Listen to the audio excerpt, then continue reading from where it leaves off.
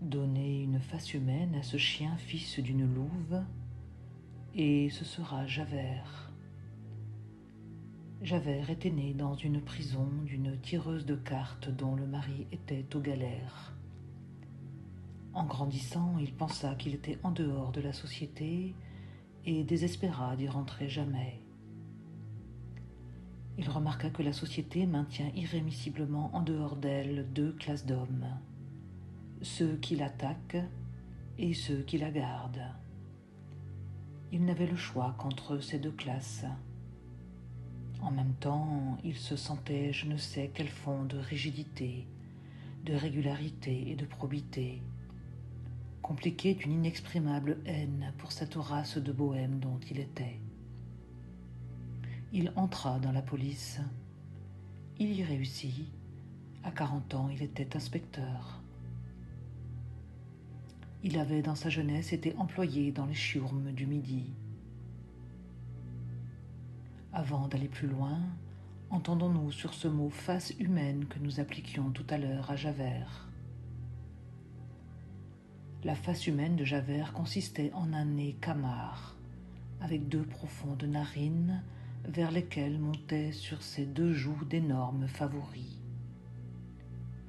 On se sentait mal à l'aise la première fois qu'on voyait ces deux forêts et ces deux cavernes. Quand Javert riait, ce qui était rare et terrible, ses lèvres minces s'écartaient et laissaient voir non seulement ses dents, mais ses gencives, et il se faisait autour de son nez un plissement épaté et sauvage, comme un mufle de bête fauve. Javert sérieux était un dogue. Lorsqu'il riait, c'était un tigre. Du reste, peu de crâne, beaucoup de mâchoire.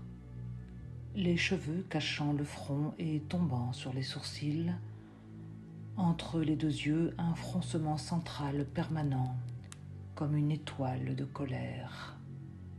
Le regard obscur, la bouche pincée et redoutable, l'air du commandement féroce.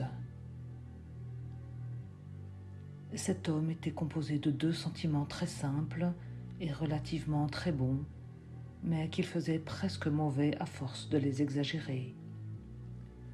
Le respect de l'autorité, la haine de la rébellion. Et à ses yeux, le vol, le meurtre, tous les crimes n'étaient que des formes de la rébellion. Il enveloppait dans une sorte de foi aveugle et profonde tout ce qui a une fonction dans l'État, depuis le Premier ministre jusqu'au garde champêtre. Il couvrait de mépris, d'aversion et de dégoût tout ce qui avait franchi une fois le seuil légal du mal. Il était absolu et n'admettait pas d'exception. D'une part, il disait « Le fonctionnaire ne peut se tromper. Le magistrat n'a jamais tort. » D'autre part, il disait « Ceux-ci sont irrémédiablement perdus. Rien de bon ne peut en sortir. » Il partageait l'opinion de ces esprits extrêmes qui attribuent à la loi humaine je ne sais quel pouvoir de faire, ou si l'on veut de constater des damnés, et qui mettent un Styx au bas de la société. Il était stoïque, sérieux, austère, rêveur triste, humble et hautain comme les fanatiques. Son regard était une vrille. Cela était froid et cela perçait. Toute sa vie tenait dans ces deux mots, veiller et surveiller. Il avait introduit la ligne droite dans ce qu'il y a de plus tortueux au monde. Il avait la conscience de son utilité, la religion de ses fonctions, et il était espion comme on est prêtre. Malheur à celui qui tombait sous sa main. Il eût arrêté son père s'évadant du bagne et dénoncé sa mère en rupture de ban. Et il eût fait avec cette sorte de satisfaction intérieure que donne la vertu.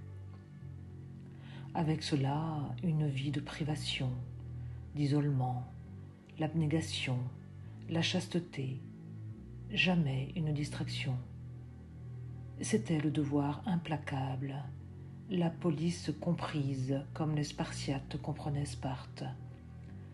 Un guet impitoyable, une honnêteté farouche, un mouchard, Brutus dans Vidocq.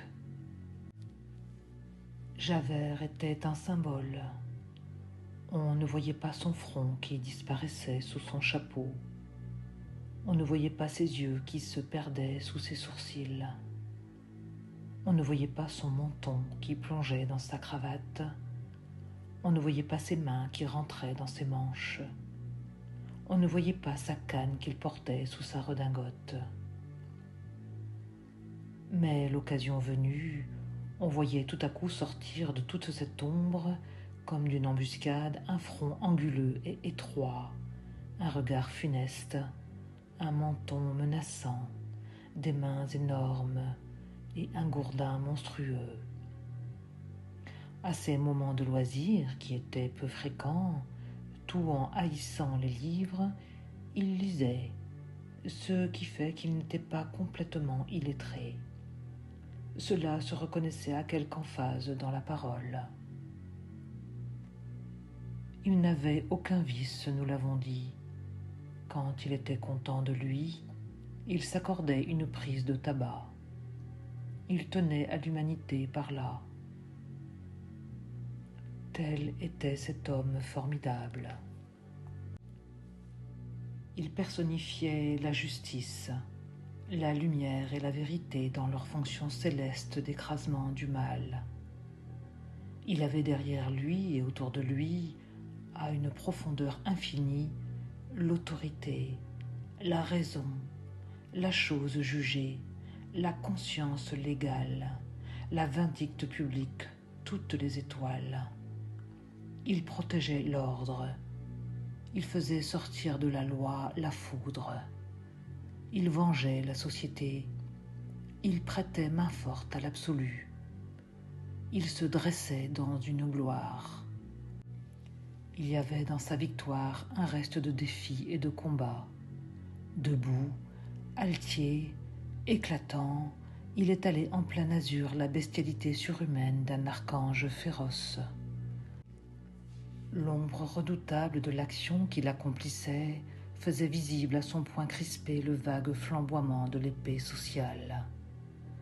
Heureux et indigné, il tenait sous son talon le crime, le vice, la rébellion, la perdition, l'enfer.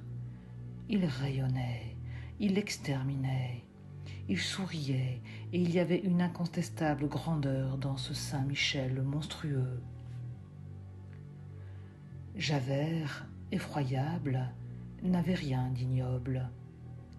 La probité, la sincérité, la candeur, la conviction, l'idée du devoir sont des choses qui, en se trompant, peuvent devenir hideuses, mais qui, même hideuses, restent grandes. Leur majesté, propre à la conscience humaine, persiste dans l'horreur. Ce sont des vertus qui ont un vice, l'erreur, l'impitoyable joie honnête d'un fanatique en pleine atrocité et conserve on ne sait quel rayonnement lugubre vénérable. Sans qu'il s'en doutât, Javert, dans son bonheur formidable, était à plaindre comme tout ignorant qui triomphe.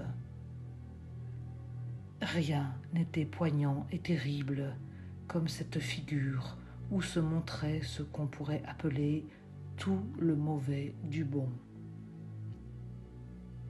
Tel était Javert.